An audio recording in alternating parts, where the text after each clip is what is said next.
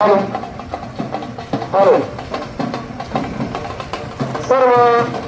Motorcycle धारकांना विनंती आहे. 91 सोबत आपल्या ज्या मोटरसायकल लागली आहे त्या मोटरसायकल कृपया बाजूला घ्याव्या. त्या ठिकाणी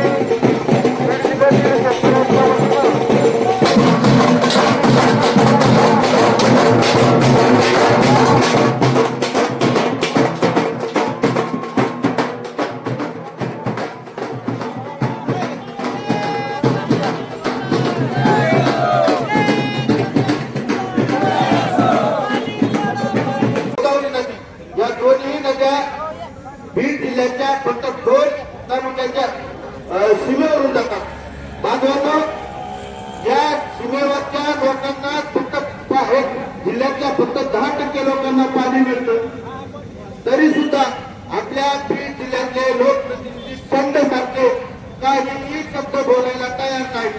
विशेषतः आपल्या जिल्ह्यात जायकवाडी धरणातून जो आपल्या जिल्ह्याला पाण्याचा साठा मिळालेला आहे त्यापैकी 50% पाणी हे 50% जलगमी पाणी हे कमी झालेलं आहे.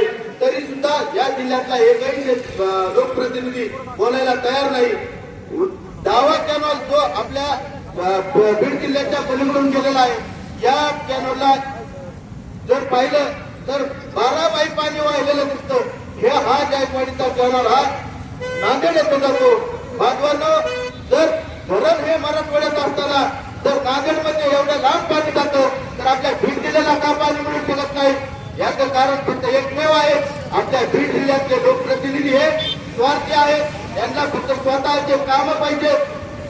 आपल्या बीड जिल्ह्यातल्या लोकांना लाडक्या बहिणी योजना केवायच्या याच्यामध्ये गुंतून टाकून शेतकऱ्यांना पाणी नकोय, काही नकोय. हा शेतकरी आपल्या पाठीमागे रात्रंदिवस फिरला पाहिजे ही त्यांची भावना आहे.